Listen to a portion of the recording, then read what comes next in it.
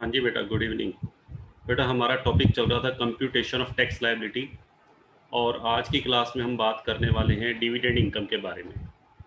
अगर किसी असेसी को किसी डोमेस्टिक कंपनी से डिविडेंड रिसीव हुआ है तो उसके ऊपर टैक्स कैसे लगाएंगे। सबसे पहली बात तो बेटा आपको ये मालूम होनी चाहिए कि dividend from domestic company is taxable under the head income from other sources. ठीक है जी।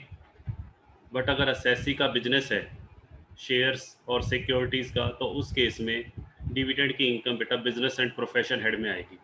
यदि उसका बिजनेस नहीं है तो उस केस में डिविडेंड की इनकम अदर सोर्सेज हेड में टैक्सेबल होगी। तो उसके रूल्स क्या हैं बेटा, उसे आज हम पढ़ेंगे।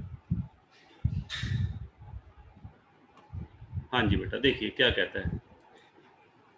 अप टू असेसमेंट ईयर 2020-21, आपका असेसमेंट ईयर बेटा यही है, और फाइनेंशियल ईयर या प्रीवियस ईयर आपका है 1920। तो ट्रीटमेंट क्या होगा, dividend received from the domestic company was exempt in the hands of shareholder. हाँ जी बेटा, देखिए एक तो बेटा कंपनी है, सपोज कीजिए एक कंपनी है एबीसी लिमिटेड, और ये बेटा उसका कौन है, शेयर होल्डर है। ये शेयर होल्डर है मिस्टर एक्स। सपोज कीजिए कंपनी ने मिस्टर एक्स को 50,000 रुपीज़ डिविडेंड पे किया। हाँ जी बेटा, कौन से ईयर में पे किया, 1920 में। फाइनेंशियल ईयर हमारा बेटा कौन सा है, 1920। ठीक है जी। तो क्वेश्चन अराइज ये होता है कि 1920 में जो 50,000 रुपीज़ डिविडेंड रिसीव हुआ है एक्स को, कौन सी कंपनी से, एबीसी लिमिटेड से, क्या इसके ऊपर मिस्टर एक्स को टैक्स देना होगा या नहीं। मिस्टर एक्स कौन है बेटा यहाँ पर, शेयर होल्डर। तो यहाँ पे बेटा क्या लिखता है कि जो शेयर होल्डर है, शेयर होल्डर के लिए डिविडेंड की इनकम फुली एग्जम्प्ट होगी। ठीक है जी। कौन से सेक्शन में, सेक्शन 1034, सेक्शन 10 सब सेक्शन 34 के अंडर डिविडेंड की इनकम एग्जम्प्ट होती है इन the hands of share holder. उसके पीछे रीज़न क्या है, क्या गवर्नमेंट डिविडेंड की इनकम पे टैक्स ही नहीं लेती, ऐसा नहीं है। गवर्नमेंट तो बेटा टैक्स लेगी, डिविडेंड की इनकम पे गवर्नमेंट टैक्स चार्ज करती है। बस फ़र्क इतना है कि वो शेयर होल्डर से ना लेकर कंपनी से लिया जाता है, कंपनी पे करती है in the form of dividend distribution tax. Company बेटा एक टैक्स लगाती है, सॉरी गवर्नमेंट एक टैक्स लगाती है कंपनीज के डिविडेंड पे, जिसे हम डिविडेंड डिस्ट्रीब्यूशन टैक्स बोलते हैं, डीडीटी। आपने कॉरपोरेट अकाउंटिंग में ये पढ़ा भी है सेकेंड ईयर में। ठीक है जी।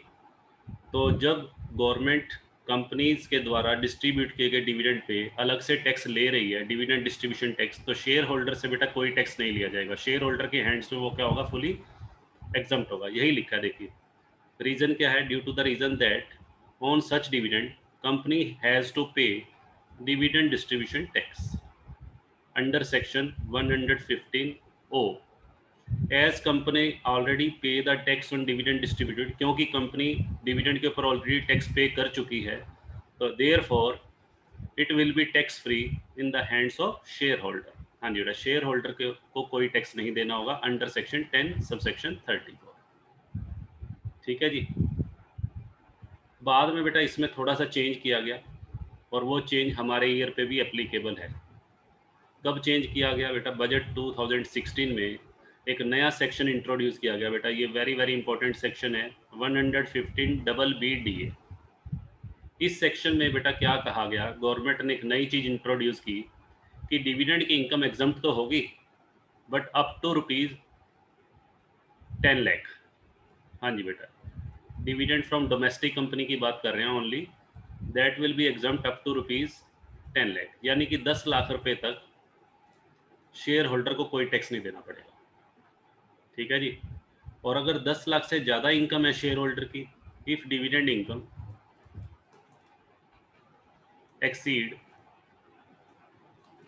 ₹10 लाख, अगर डिविडेंड की इनकम 10 लाख से भी ज़्यादा है, उस केस में शेयर होल्डर से टैक्स लिया जाएगा एट द रेट ऑफ 10%। तो अब बेटा ध्यान क्या रखना है आपको, दो बातें हो गई डिविडेंड के बारे में, डिविडेंड फ्रॉम डोमेस्टिक कंपनी के बारे में। हाँ जी बेटा, आपको क्या ध्यान रखना है, जब भी आप डोमेस्टिक कंपनी के डिविडेंड पे टैक्स लगाएंगे तो सबसे पहले तो आपने हेड ध्यान रखना है। हेड कौन सा होगा बेटा? Other sources. जनरली डिविडेंड की इनकम अदर सोर्सेज हेड पे टैक्सेबल होती है, अगर एसएससी का बिजनेस नहीं है तो। यदि उसका बिजनेस है ये, तो उस केस में बिजनेस एंड प्रोफेशन हेड में टैक्सेबल होगा। तो यहाँ पे दो बातें ध्यान रखनी है। सबसे पहली बात, अगर डिविडेंड की इनकम बेटा 10 लाख रुपए से कम है तो कुछ करना ही नहीं बेटा, फुली एग्जम्प्ट। ठीक है जी। और अगर डिविडेंड की इनकम फुली एग्जम्प्ट इसलिए है, fully exempt in the hands of share holder, क्योंकि कंपनी अलग से टैक्स पे कर रही है in the form of dividend distribution tax. और अगर डिविडेंड की इनकम बेटा 10 लाख से ज़्यादा है, डिविडेंड की इनकम 10 लाख से ज़्यादा है, उस केस में शेयर होल्डर से भी टैक्स लिया जाएगा अलग से eight the rate of 10%। Company जो डिविडेंड डिस्ट्रीब्यूशन टैक्स पे करेगी वो बेटा अलग होगा, वो तो गवर्नमेंट लेगी ही लेगी, और टैक्स अलग से 10% और लिया जाएगा। एक तरह से ये कह सकते हैं आप, 10 लाख से अगर ज़्यादा डिविडेंड है डोमेस्टिक कंपनी से रिसीव हुआ है, तो उस केस में गवर्नमेंट डबल टैक्स लगा रही है। डबल टैक्स का मतलब एक तरफ तो शेयर होल्डर से टैक्स लिया जा रहा है एट द रेट ऑफ 10%, और दूसरी तरफ कंपनी से भी लिया जाएगा डिविडेंड डिस्ट्रीब्यूशन टैक्स।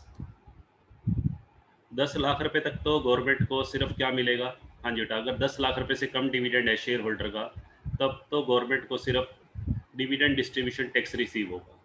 अगर शेयर होल्डर का डिविडेंड 10 लाख से ज़्यादा है, तो उस केस में गवर्नमेंट को कंपनी से तो डिविडेंड डिस्ट्रीब्यूशन टैक्स मिलेगा ही, कंपनी के अलावा शेयर होल्डर से अलग से टैक्स मिलेगा एट द रेट ऑफ 10%। ठीक है जी। तो ये हमारा असेसमेंट ईयर 2020-21 के लिए प्रोविज़न है। हालांकि नेक्स्ट ईयर से बेटा ये रूल चेंज हो रहा है। नेक्स्ट ईयर से डिविडेंड की इनकम पे डिविडेंड डिस्ट्रीब्यूशन टैक्स को ख़त्म कर दिया गया है। असेसमेंट ईयर 21-22 से क्या किया गया है, इनकम टैक्स डिपार्टमेंट के द्वारा डिविडेंड की इनकम पर डिविडेंड डिस्ट्रीब्यूशन टैक्स जो कंपनी से लिया जाता था वो अब नहीं लिया जाएगा। अब सारा का सारा बर्डन टैक्स का शेयर होल्डर पे डाल दिया गया है, यानी कि इन फ्यूचर शेयर होल्डर को बेटा टैक्स पे करना होगा। ठीक है जी। और उसके ऊपर बेटा 10% TDS भी कटेगा। TDS तब कटेगा अगर शेयर होल्डर की डिविडेंड की इनकम 5000 से ज़्यादा है। बट वो रूल्स आपको अभी याद नहीं करने, क्योंकि बेटा वो नेक्स्ट ईयर के लिए एप्लीकेबल हैं। इस साल के लिए जो आपको जो बातें ध्यान रखनी हैं, आपके एग्ज़ाम के अंदर जो यूज़ होगा वो बेटा ये रूल है। ठीक है जी। तो ये प्लीज़ आप इसे रीड करके अच्छे से समझ लीजिए। अब इसको मैं समझाने के लिए एक एग्जांपल ले रहा हूँ। देखिए, ये बेटा नेक्स्ट ईयर के लिए है। इसको आप रीड कर लेना, बट ये आपने एग्ज़ाम में नहीं लिखना। देखिए ऊपर लिखा हुआ है, with effect from assessment year 2021-22 Shrimati Nirmala Sitharaman जो हमारी फाइनेंस मिनिस्टर हैं, उन्होंने क्या चेंजेस किए हैं, इसको जस्ट बेटा रीड कर लेना for the sake of your knowledge. ठीक है, चलिए आगे हम बेटा मूव करते हैं। देखिए, बहुत ही बढ़िया बेटा क्वेश्चन है, इसको समझना है आपने। देखिए, from the following information compute the tax payable by Suresh. Suresh बेटा कौन है? एक इंडिविजुअल है। एज बेटा नहीं दे रखी, तो एज हम बिलो 60 एज्यूम करेंगे, और रेजिडेंशियल स्टेटस भी नहीं दिया हुआ तो रेजिडेंट। चलिए, सबसे पहले income unexplained expenditure, then long term capital gain, then dividend from domestic company, then other income. हाँ जी बेटा, देखिए कैसे करना है। लो बेटा, इस सम को सॉल्व करने के लिए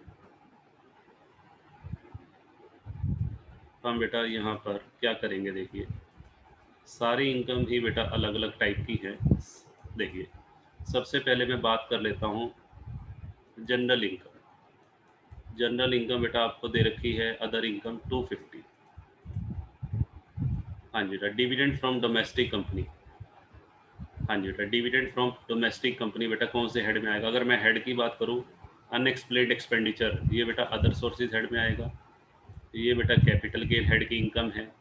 dividend from domestic company other sources head में डालेंगे, और अदर इनकम ये भी अदर सोर्सेज हेड में डालेंगे। अगर हेड बनाना चाहे तो दो हेड बनेंगे, एक अदर सोर्सेज हेड और एक कैपिटल गेन। और deduction under section 80C to 80U बेटा इस क्वेश्चन में है ही नहीं। चलिए, अब हमने टैक्स कैलकुलेट करना है। टैक्स कैलकुलेट करने के लिए मुझे सेपरेट करना पड़ेगा। जनरल इनकम 250 अलग कर दिया बेटा। डिविडेंड, डिविडेंड को भी बेटा एक बार हमें अलग कर लेना। Dividend from domestic company 15 lakh है। और अनएक्सप्लेन्ड एक्सपेंडिचर, लो बेटा इसे भी अलग कर देते हैं। Unexplained expenditure ₹10 lakh. और एक है बेटा long term capital gain under section 112A, ये बेटा हमारा दिया हुआ है 2.5 लाख। लो बेटा ये क्वेश्चन है हमारा। और अदर इनकम, अदर इनकम भी बेटा 250 की है। अब इसके ऊपर बेटा हमें टैक्स लगाना है। देखिए कैसे करेंगे। इसको बेटा 4 सेपरेट पोर्शंस में डिवाइड कर लेते हैं हम।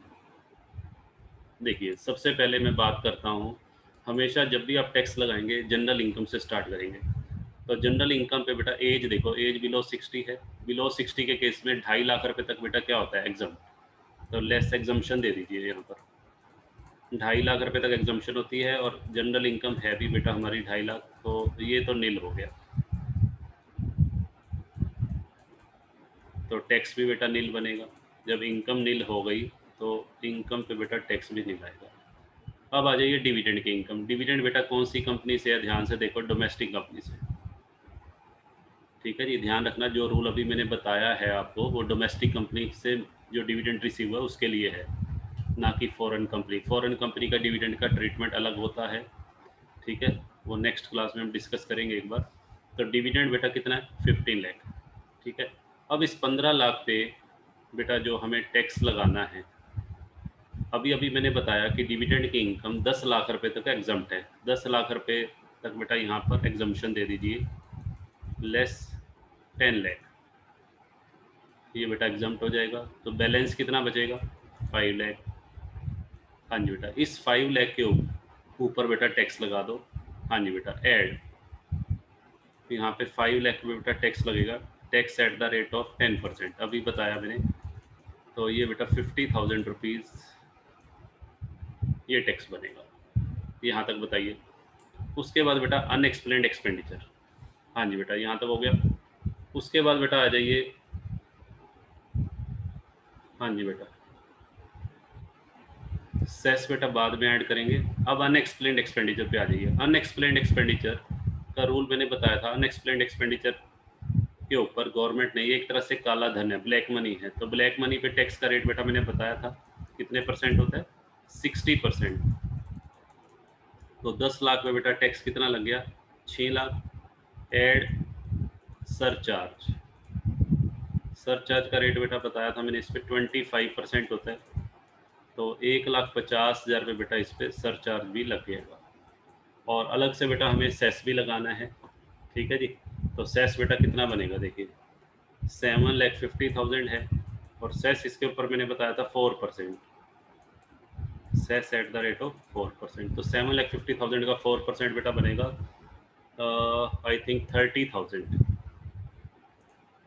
लो बेटा ये कर लीजिएगा, ये 7,80,000 ये आ जाएगा। ठीक है जी, ये अनएक्सप्लेन्ड एक्सपेंडिचर का आ गया। और ये बेटा डिविडेंड इनकम पे टैक्स हो गया। इस पर मैंने सेस जोड़ दिया है, इसके ऊपर भी बेटा सेस ऐड करना है। अभी ऐड करना चाहो अभी ऐड कर लो या बाद में, लो बेटा कर ही देते हैं। सेस, सेस कितने %, 4%। तो 50,000 का 4%, हाँ जी बेटा ये बनेगा आपका 2,000। तो 52,000 बेटा ये आ जाएगा। उसके बाद आ जाइए long term capital gain. Long term capital gain under section 112 है बेटा, कितने रुपए तक एग्जम्प्ट होता है। जैसे डिविडेंड की इनकम 10 लाख तक एग्जम्प्ट होती है, long term capital gain under section 112A जो लास्ट क्लास में मैंने बताया था। हाँ जी बेटा, इसकी एग्जम्पशन मैंने बताई थी 1 लाख तक, लेस एग्जम्प्टेड अमाउंट। हाँ जी बेटा 1 लाख रुपीज़ एग्जाम कर दीजिए। 2.5 लाख में से बेटा 1 लाख गया, 1.5 लाख। और इस 1.5 लाख के ऊपर बेटा कंसेशनल रेट है, कितना बताया था बेटा इस पर, tax at the rate of 10%। Short term capital gain पे तो बेटा होता है 15% अंडर सेक्शन 111A, और long term capital gain under section 112A पे 10%। तो इसके ऊपर बेटा टैक्स लगाएंगे 1,15,000 का 10% 15,000 आ जाएगा। और इसमें बेटा सेस ऐड कर दो 4%, तो ये बेटा बनेगा 600, 15,600 बेटा ये बन जाएगा। अब बेटा इनको ऐड कर दीजिए, ये तो नील हो गया एक टैक्स, दूसरा टैक्स बेटा ये हो गया, तीसरा बेटा ये हो गया, और फोर्थ ये है। तो अगर इन चारों को ऐड कर दें 7, 80 और 52, 8, 32 और 15,600, तो 8,47,600। हाँ जी बेटा, इनका टोटल बेटा बन रहा है 8 लाख। लो बेटा ये मैंने कर दिया ग्रॉस टैक्स लायबिलिटी 8,47,600। फिर बेटा इसमें से क्या करना है, आपको टीडीएस लेस करना है, और टीडीएस या एडवांस टैक्स पेड वो है ही नहीं बेटा इस क्वेश्चन में, तो यही हमारी नेट टैक्स लायबिलिटी हो जाएगी। ये बेटा हमारा आंसर हो जाएगा 8,47,600। इस क्वेश्चन में बेटा पिछले सारे प्रोविजंस रिवाइज हो गए हैं। अनएक्सप्लेन्ड एक्सपेंडिचर का पॉइंट आ गया, देखिए जो लास्ट क्लास में हमने किया था लॉन्ग टर्म कैपिटल गेन का आ गया, और आज की क्लास में जो हमने न्यू पॉइंट किया था डिविडेंड का। चलिए बेटा आगे मूव करते हैं, एक पॉइंट बेटा और करेंगे। आज की क्लास बेटा ज़्यादा लेंथी नहीं होगी, छोटी सी क्लास है। चलिए आगे मूव करते हैं।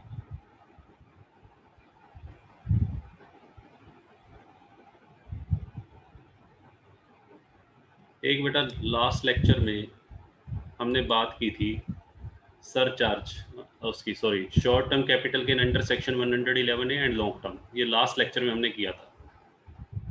बट वहाँ पे एक चीज़ के बारे में डिस्कशन करना रह गया था, सरचार्ज के बारे में। अगर बेटा सरचार्ज की मैं बात करूँ तो मैंने आपको सरचार्ज के जो रेट्स लिखवाए हैं, अगर इनकम 50 लाख से ज़्यादा है, हाँ जी बेटा, अगर टोटल इनकम 50 लाख से ज़्यादा हो तो उस केस में बेटा मैंने सरचार्ज बताया है आपको 10%। अगर टोटल इनकम 50 लाख से तो ज़्यादा है, हाँ जी बेटा, अगर टोटल इनकम 50 लाख से ज़्यादा हो तो 10%, 50 लाख से ज़्यादा बट 1 करोड़ से कम। लो बेटा मैं एक बार दोबारा लिख दूँ इसको, अगर टोटल इनकम 50 लाख से ज़्यादा है बट 1 करोड़ से कम है तो 10% सरचार्ज होगा। अगर टोटल इनकम, हाँ जी बेटा, 1 करोड़ से ज़्यादा है but less than equal to 2 crore, हाँ जी बेटा, तो उस केस में 15% है। और फिर बेटा बताया था अगर टोटल इनकम 2 करोड़ से ज़्यादा है और 5 करोड़ से कम है तो उस केस में बेटा कितना होगा, उस केस में आपका लिखवाया था 25%। और अगर टोटल इनकम 5 करोड़ से भी ज़्यादा है, हाँ जी बेटा, 5 CR से भी ज़्यादा है तो उस केस में सरचार्ज का रेट है 37%। तो ये मैं सरचार्ज के रेट्स ऑलरेडी आपको बता चुका हूँ, बट यहाँ पे एक चीज़ ध्यान रखनी है, यदि किसी असेसी की, यदि किसी करदाता की टोटल इनकम में शॉर्ट टर्म कैपिटल गेन शामिल है, कौन सा short term capital gain, under section 111A और लॉन्ग टर्म, इन दोनों के ऊपर सरचार्ज का रेट, हाँ जी बेटा, इन दोनों का सरचार्ज का रेट 15% से ज़्यादा नहीं हो सकता। ध्यान से सुनिए, इन दोनों का बेटा जो सरचार्ज का रेट है वो 15% से ज़्यादा नहीं हो सकता, इसका भी और इसका भी। ठीक है, भले ही किसी असेसी की इनकम 2 करोड़ और 5 करोड़ के बीच में बनती हो तो उसकी अदर इनकम पे तो बेटा वही लगेगा, अदर इनकम पे तो सरचार्ज बनेगा 25। मान लीजिए किसी एसएससी की अदर इनकम जो है मान लीजिए 3 करोड़ है, ठीक है, तो उस पर अदर इनकम पे तो यही लगेगा। But short term capital gain और लॉन्ग टर्म कैपिटल गेन की इनकम पे बेटा ध्यान रखिएगा, उस केस में जो सरचार्ज है वो 15% से ज़्यादा नहीं होगा। हाँ जी बेटा, इसको एक बार रीड कर लेते हैं, देखिए क्या कहता है। हाँ जी बेटा पढ़िए इसको ज़रा, देखिए, finance act 2019 has been amended, ये बेटा एक अमेंडमेंट आया था, ये मुझे लास्ट क्लास में बताना ध्यान नहीं रहा। देखो उसमें क्या था, उसमें जो हमारे सरचार्ज के रेट हैं, इन्हांस्ड सरचार्ज 25 और 30% के रेट, ठीक है जी, वो एप्लीकेबल नहीं होंगे, उनको विड्रॉ कर लिया। किस पे विड्रॉ कर लिया? अदर इनकम पे विड्रॉ नहीं हुआ, अदर इनकम पे तो लगेंगे, बट विड्रॉ किस पे किया गया? Income chargeable to tax under section 111 है, यानी कि short term capital gain, under section 112 है लॉन्ग टर्म कैपिटल गेन, और एक बेटा 115 एडी।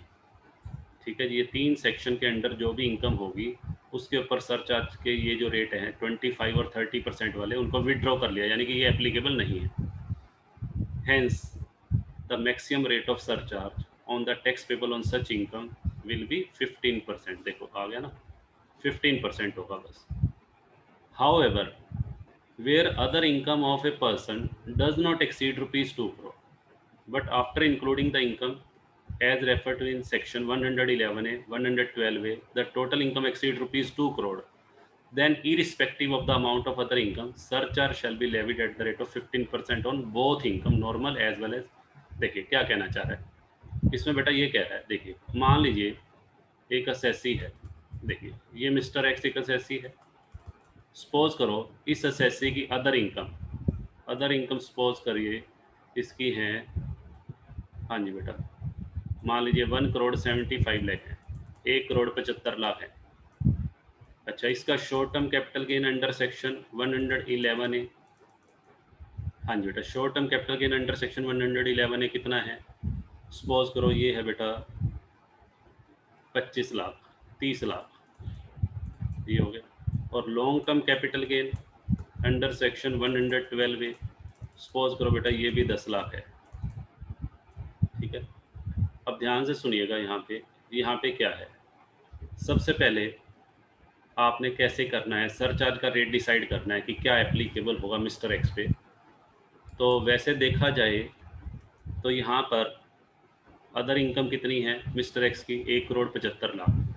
अगर मैं उसमें इन दोनों को भी मिला दूँ बेटा, ध्यान से सुनो, अगर इन दोनों को मिला दें, शॉर्ट टर्म और लॉन्ग टर्म कैपिटल गेन को, तो इनकम 2 करोड़ से ज़्यादा चली जाएगी। हाँ जी बेटा, 1,75,00,000 में अगर आप 30 लाख ऐड करोगे और 10 लाख ऐड करोगे तो इनकम 2 करोड़ से ज़्यादा चली गई। तो 2 करोड़ से ज़्यादा इनकम के केस में तो बेटा सरचार्ज का रेट कितना होता है? 2 करोड़ से ज़्यादा और 5 करोड़ के बीच में हो तो 25% होता है सरचार्ज। ठीक है ना? बट ये कहता है नहीं, ऐसे नहीं करना। देखो यहाँ क्लियर लिखता है, यदि किसी व्यक्ति की टोटल इनकम 2 करोड़ से ज़्यादा नहीं है यहाँ पे, बट सेक्शन 111 और 112 एक इनकम इंक्लूड करने के बाद 2 करोड़ से ज़्यादा बन जाती है। अगर इन दोनों को मिला दे तो 2 करोड़ से ज़्यादा हो जाएगी। तो ऐसी सिचुएशन में कहता है कि आपने एक बार क्या करना है, इन दोनों इनकम को इग्नोर कर लो। 30 लाख और 10 लाख को इग्नोर करते हुए अदर इनकम देखो, अदर इनकम 2 करोड़ से ज़्यादा है या नहीं है। तो अदर इनकम बेटा 2 करोड़ से कम है तो 15% ही सरचार्ज लगेगा, 15%। ठीक है जी, 15% से, और इन दोनों पे भी बेटा 15% ही लगेगा। ठीक है जी। अब दूसरा केस ले रहा हूँ, ये क्या हो गया? केस 1। अब मैं ले रहा हूँ केस 2। केस 2 में बेटा मैंने ले लिया, मान लीजिए अदर इनकम, सपोज कीजिए किसी की अदर इनकम कितने की है? अदर इनकम है 2,50,00,000 और short term capital gain under section 111 ए, ये बेटा 30 लाख का अलग से दिया हुआ है। और long term capital gain under section 112 ए, ये बेटा 10 लाख का दिया हुआ है। अब यहाँ पे अगर मैं सरचार्ज की बात करूँ, यहाँ पे अदर इनकम बेटा देखो, अदर इनकम पहले से ही 2 करोड़ से ज़्यादा है। अदर इनकम बेटा पहले से ही 2 करोड़ से ज़्यादा है, तो इसके ऊपर तो बेटा सरचार्ज का रेट कितना लगेगा? 25%। हाँ जी बेटा, यहाँ सरचार्ज का रेट एप्लीकेबल होगा, कितने परसेंट हो जाएगा? 25%। हाँ, बट ये जो हैं इनके ऊपर सरचार्ज का रेट बेटा क्या होगा बताओ? मैंने अभी अभी बताया, शॉर्ट टर्म कैपिटल गेन और लॉन्ग टर्म कैपिटल गेन पे तो सरचार्ज का रेट 15% से ज़्यादा हो ही नहीं सकता, तो यहाँ बेटा 15% ही लगाएंगे। ठीक है जी, बताइए। चलिए एक केस में और लेता हूँ।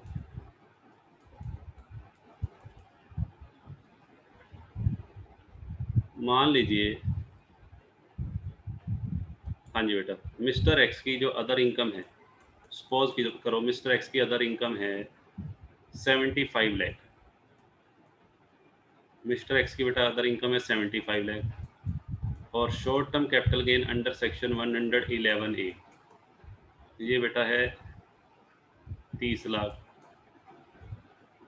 और long term capital gain under section 112A, ये बेटा बन रहा है 10 लाख।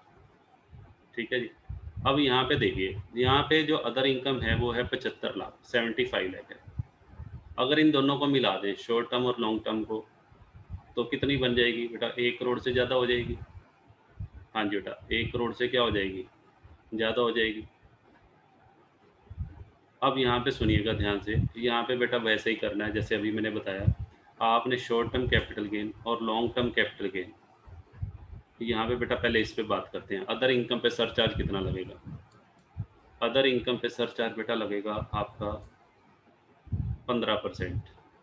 पहला रेट होता है 10% और दूसरा 10% बेटा, यहाँ लगेगा 10, क्योंकि इनकम 50 लाख से ज़्यादा है और 1 करोड़ से कम है तो 10% लगेगा।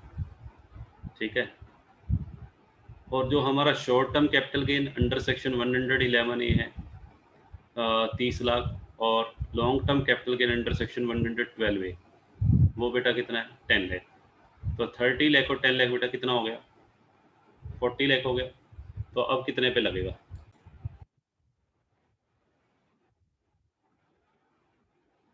और यहाँ बेटा ये जो इनकम है 30 लाख और 10 लाख, इसके ऊपर भी सरचार्ज लगेगा 10%।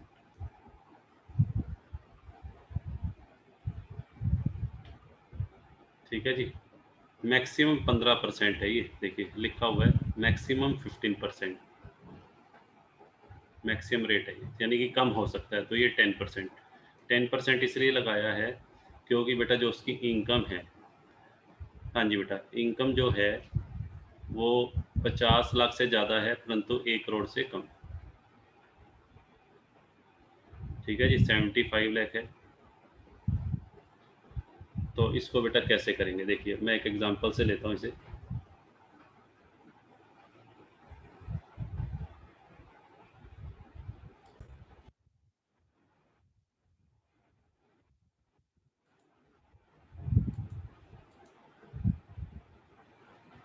देखिए बेटा, ये सम लास्ट क्लास में भी हमने लिया था बट वहाँ सरचार्ज हमने नहीं लगाया था।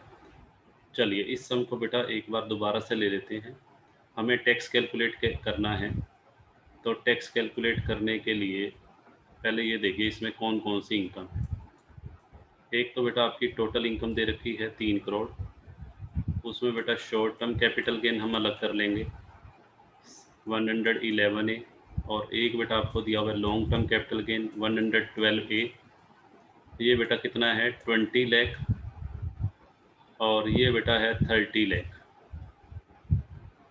और यहाँ पे बेटा टोटल इनकम या जनरल इनकम, जो अदर इनकम रह जाएगी, टोटल इनकम 3 करोड़ में से बेटा ये 50 लाख माइनस कर दीजिए, तो ये बेटा बन जाएगी 2 करोड़ 50 लाख। तो पहले बेटा अदर इनकम पे टैक्स लगा लेते हैं हम। अदर इनकम पे टैक्स कैसे लगाएंगे? हाँ जी बेटा, पहले 2.5 लाख तक, 250 तक बेटा नील, एज बिलो 60 हम एज्यूम करेंगे। नेक्स्ट 250 पे बेटा कितने परसेंट? 5%, यानी कि 12,500। नेक्स्ट 5 लाख पे 20%, यानी कि 1 लाख। लो बेटा ये कितना हो गया? 10 लाख पे लग गया। अब रह गया 2 करोड़ 40 लाख। हमने 2.5 करोड़ पे लगाना था। हाँ जी बेटा, अब इस पे लगाना है। हाँ जी बेटा, इस पे लगेगा 30%, तो ये बनेगा 72 लाख। तो 72 लाख और 1,73,000, 73 लाख 12,500। एक तो बेटा ये आ गया अदर इनकम का टैक्स। अब आ जाइए short term capital gain. Short term capital gain under section 111 में ए में 15% बेटा टैक्स है, 30 लाख का 15%। ठीक है जी, तो 30 लाख का 15% बेटा कितना बनेगा? 4.5 लाख। एक बेटा ये आ गया हमारा, एक हमारा बेटा ये हो गया। और तीसरे नंबर पे long term capital gain. Long term capital gain में बेटा मैंने बताया था लेस, पहले एग्जम्पशन देनी है। एग्जम्पशन अंडर सेक्शन, ये एग्जम्पशन बेटा बेसिक एग्जम्पशन के अलावा है। बेसिक एग्जम्पशन हमारी 2.5 लाख की थी, इसको हम बोलते हैं बेसिक एग्जम्पशन लिमिट। इसके अलावा लॉन्ग टर्म कैपिटल गेन में से अलग से एग्जम्पशन दी जाती है 1 लाख की, but long term capital gain कौन से सेक्शन का होना चाहिए? 112A का होना चाहिए। तो ये बेटा 19 लाख हो गया। इस 19 लाख पे बेटा हम टैक्स लगा देंगे। कितना लगाएंगे? हाँ जी बेटा, इसका टैक्स का कंसेशनल रेट था 10%, तो 1,90,000 हो गया। आपकी बुक का समय बेटा उसमें गलत किया हुआ है, उसको ठीक कर लीजिएगा। आपकी बुक के अंदर मैं बता देता हूँ, ये एग्जाम्पल नंबर है 35। लीजिए मैं लिख देता हूँ, एग्जाम्पल नंबर 35। बुक में सारा सम बेटा ये ठीक किया हुआ है, सिर्फ यहाँ पे मिस्टेक की हुई है। लॉन्ग टर्म कैपिटल गेन में से 1 लाख की एग्जम्पशन लेस करनी भूल गया है, तो इसको ठीक कर दीजिएगा। अब बेटा मैं इनका टोटल कर रहा हूँ। किस किस का टोटल कर रहा हूँ? 73,12,500 प्लस एक बेटा ये हो गया हमारा, एक ये हो गया टैक्स और एक ये हो गया, तो तीनों का बेटा टोटल कर देता हूँ मैं। तीनों का टोटल बेटा मैंने किया तो ये बेटा बुक में दिया हुआ है 79,62,500, बट हमारा 10,000 का डिफरेंस आ रहा है, क्योंकि यहाँ हमने 190, बुक में 20 लाख पे टैक्स लगाया हुआ है सीधा 10%। तो ये मैं ठीक करके लिख रहा हूँ 79,52,500। लो बेटा ये हो गया। अब आपको क्या करना है? अब बेटा इसमें ऐड होगा सरचार्ज। अब सरचार्ज में ध्यान रखना है आपको। सरचार्ज लगाते हुए पहले तो रेट देखना है, सरचार्ज का रेट। अब यहाँ पे देखिए, ये जो इनकम है 73,12,500, यहाँ बेटा जो इनकम देखो, ये 2.5 करोड़ की इनकम थी, अदर इनकम 2.5 करोड़ की थी। तो मैंने आपको बताया हुआ है 2 करोड़ से 5 करोड़ के बीच में हो तो सरचार्ज का रेट बेटा कितने परसेंट होता है? 25%। ठीक है, तो सरचार्ज 25% लगेगा। बट दूसरी तरफ हमें, हमारा एक रूल ये भी है कि शॉर्ट टर्म कैपिटल गेन और लॉन्ग टर्म कैपिटल गेन का सरचार्ज का रेट कितने परसेंट से बेटा ज़्यादा नहीं हो सकता? चैट बॉक्स में लिखो। वेरी गुड, 15% से बेटा ज़्यादा नहीं हो सकता। तो इनके ऊपर जो सरचार्ज लगेगा वो तो मैक्सिमम 15% ही लग सकता है। इसके ऊपर जो सरचार्ज लगेगा वो भी 15% ही लगेगा, और इसके ऊपर बेटा सरचार्ज लग सकता है 25%।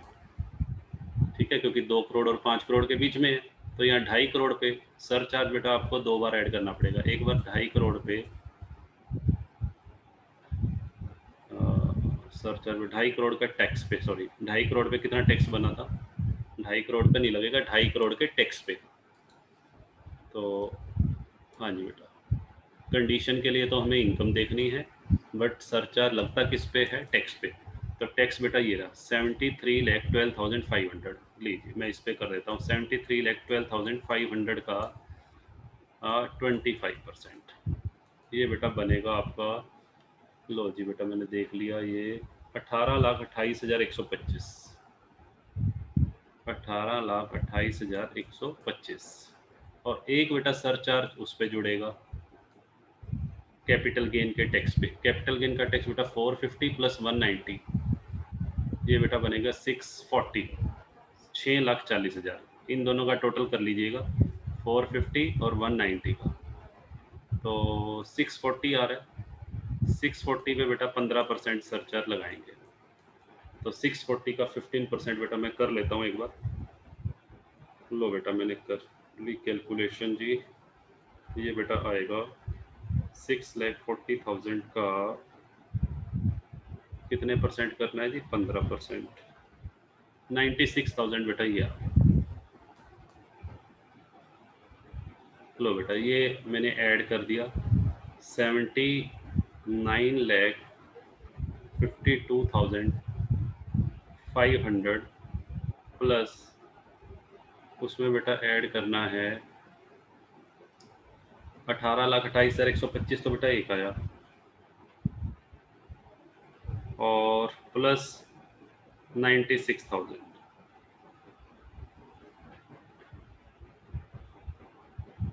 हाँ जी बेटा ये आ जाएगा आपका 98,76,625, 98,76,625 ये बेटा। अब इसमें सेस ऐड कर दीजिए, प्लस सेस। सेस बेटा कितने परसेंट ऐड होगा? 4%। लो बेटा इसका 4% मैंने कर दिया जी। ये बेटा बन रहा है 3,95,065 रुपये, 3,95,065 प्लस ये बेटा ऐड करके आ जाएगा आपका प्लस 98,76,625, 1,27,00,000। हाँ जी बेटा, ये बनेगा जी 1,02,71,690, 1,02,71,690, ये बेटा हमारा फाइनल आंसर आएगा। ठीक है जी, इस तरीके से करना है। बुक में बेटा मिस्टेक है, ध्यान रखना है, बुक में ये 1 लाख की एग्जम्पशन लेस करनी भूल गए, आपने एग्जाम में जरूर से जरूर लेस करनी है। हाँ जी बेटा, तो होप सब क्लियर होगा बेटा जी। तो आज की क्लास में हम बस इतना ही करेंगे, और कल आई थिंक लास्ट क्लास होगी, कल एक मिसलिनियस पॉइंट्स हैं, उन पे चर्चा करेंगे और इस चैप्टर को ओवर करेंगे। अब आपसे रिक्वेस्ट है कि आपने इस चैप्टर के बेटा जितने भी न्यूमेरिकल सम हैं, चाहे वो सोल्ड हैं चाहे अनसोल्ड हैं, वो सभी कर लेने हैं। और जो भी आपके डाउट्स हों, एक क्लास बेटा मैं डाउट क्लास रखूँगा, उसके लिए आप व्हाट्सएप पे मुझे सम भेजेंगे, जिस जिस क्वेश्चन में आपका डाउट होगा वो बेटा, हाँ, उसके लिए मैं क्लास बनाऊँगा अलग से। ठीक है जी, एक अलग से क्लास ले लेंगे डाउट से। चलिए, तो आज की क्लास को बेटा यहीं ओवर करते हैं। Bye bye.